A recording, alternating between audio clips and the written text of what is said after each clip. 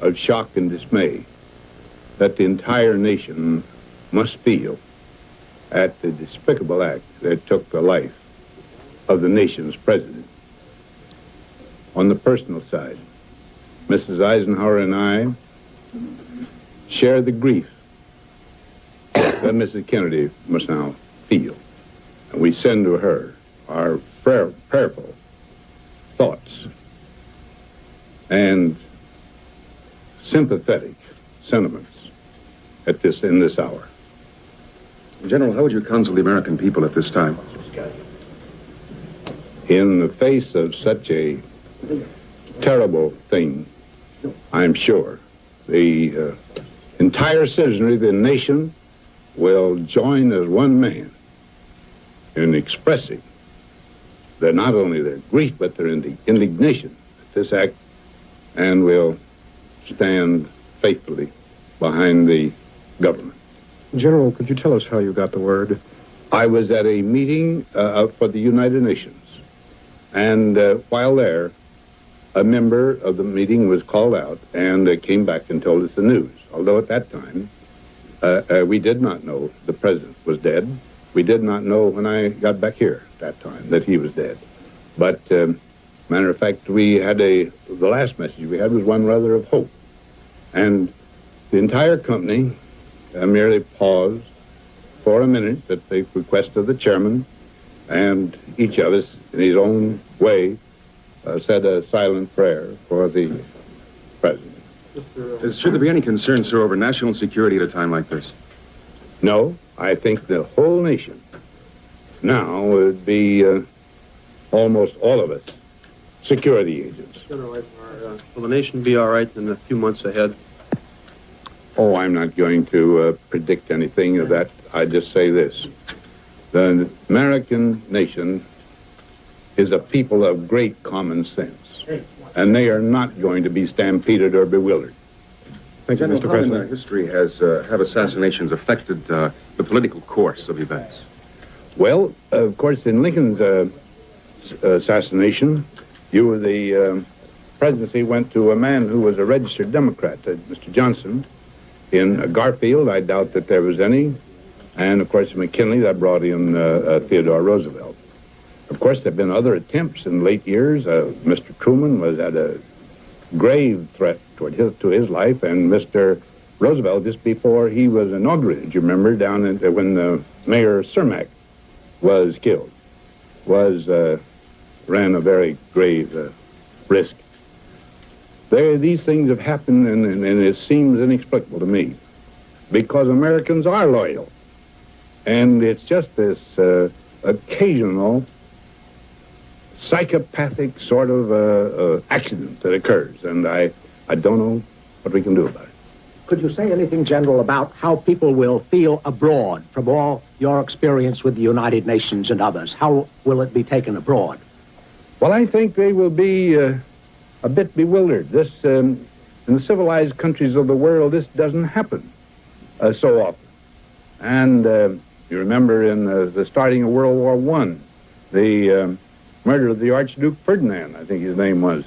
Why, this itself almost, is one of the contributory causes to that war. And, but here, I just don't know what happens.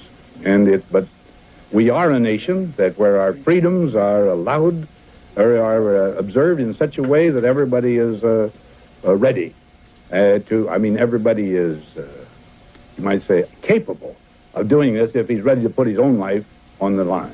General, how will you spend the rest of today and tomorrow? How will you spend the rest of today and tomorrow? I have canceled the dinner date that I had for tonight. Tomorrow, I'm going immediately to my home, and if I'm wanted for any purpose whatsoever, I will, of course, be available. Would you have any advice for the American people at this time? No, as I said, I know the American people will stand solid, and they will not be stampeded.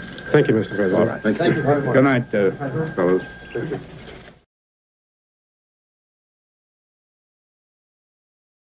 Gold, Juneau, Sword, Utah, and Omaha now live in history. Along this narrow stretch of sand and sea, a battle was joined between the world of freedom and the world of tyranny. For nearly 5 terror-filled years, hundreds of millions of people lived under the Nazi jackboot that had enslaved Europe. The Allied troops were fighting to win a foothold at first and total victory. And, if possible, to carve out a dream of a world without war.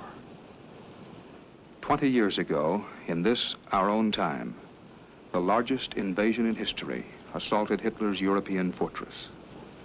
Beaches were beachheads then, and the world was at war. This is the last alerting announcement from Supreme Headquarters, Allied Expeditionary Force, General Dwight D. Eisenhower. Soldiers, sailors, and airmen of the Allied Expeditionary Force, you are about to embark upon the great crusade toward which we have striven these many months. The eyes of the world are upon you. The hopes and prayers of liberty-loving people everywhere march with you. In company with our brave allies and brothers in arms on other fronts, you will bring about the destruction of the German war machine, the elimination of Nazi tyranny over the oppressed peoples of Europe, and security for ourselves in a free world. Your task will not be an easy one. Your enemy is well-trained, well-equipped, and battle-hardened. He will fight savagely. I have full confidence in your courage, devotion to duty, and skill in battle. We will accept nothing less than full victory. Good luck, and let us all beseech the blessing of Almighty God upon this great and noble undertaking.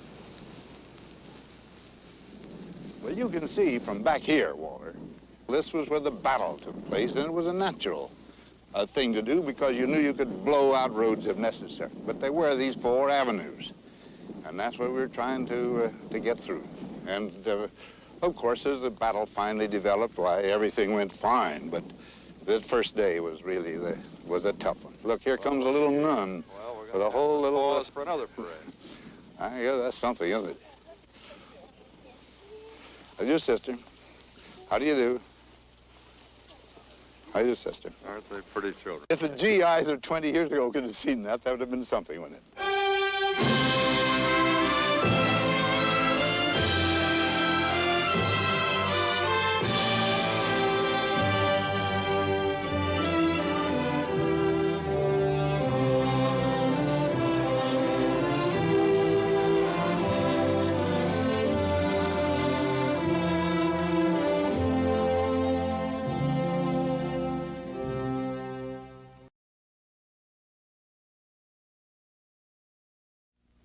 Here now is CBS Reports, D-Day plus 20 years. This is Southwick House near Portsmouth on the south coast of England. Today it serves as a Royal Naval School, but 20 years ago it was the forward tactical base of SHAEF, Supreme Headquarters, Allied Expeditionary Force. From here, the D-Day spark was ignited that led to the liberation of the continent.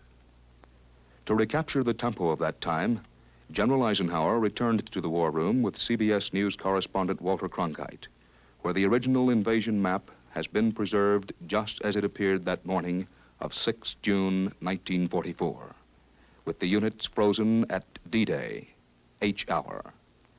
This room was then the most secret in the Allied world. General, when in the planning did Normandy first come into the picture as the site? Well, the detailed planning started long about the fall of 1943 and was under charge of a man named Morgan, General Fred Morgan of the British Army. And it took months of planning, and he was in many ways the father of the plan that was executed here, the start being on D-Day. And what about the date? When was that first chosen? Well, there's first of all, the Joint Chiefs of Staff and the 2 governments, the Western governments, had told Generalissimo Stalin that we would attack in May. So we began to examine. Now, you looking back on the Second World War, do you see any major things that you think the Allies should have done differently? Well, yes, of course, all the time. But no one knows the answer. It's awfully hard to quarrel, Miss Craig, with victory. And as long as one plan brought victory in a thing that is so serious as war, it is pretty hard to prove that another plan would have brought it earlier. Now, I just want to take a word about this quarrel. I think there are a good many of you people here, both photographers and representatives of the press, have been going into my office for the past 4.5 years, occasionally. No doubt you've noticed that on the walls there are the prints of 4 men. Men that I consider, in my book, are about the 4 top Americans of the past. They are Franklin, Washington, Lincoln, and Lee. And anybody who ever tries to put me in any other relationship with respect to General Lee is mistaken. Peoples of Europe and security for ourselves in a free world. Your task will not be an easy one. Your enemy is well trained, well equipped, and battle hardened. He will fight savagely. But this is the year 1944. Much has happened since the Nazi triumphs of 1940-41. The United Nations have inflicted upon the Germans great defeats in open battle, man to man. Our air offensive has seriously reduced their strength in the air and their capacity to wage war on the ground. Our home fronts have given us an overwhelming superiority in weapons and munitions of war, and placed at our disposal great reserves of trained fighting men. The tide has turned. The free men of the world are marching together to victory. I have full confidence in your courage, devotion to duty, and skill in battle. We will accept nothing less than full victory. Good luck, and let us all beseech the blessing of Almighty God upon this great and noble undertaking.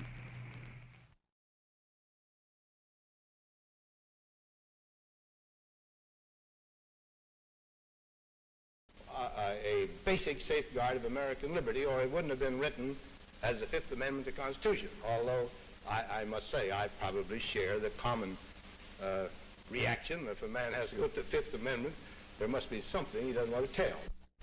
Sir, do you feel that there are any economies that you can make in the executive branch of government to help cut government spending? For instance, would you be willing to do without that pair of helicopters that have been proposed to get you off your golf course a little faster than you can make it in a car? Well, I don't think much of the question, because no helicopters have been procured for me to go to a golf course. Thank you. That's all.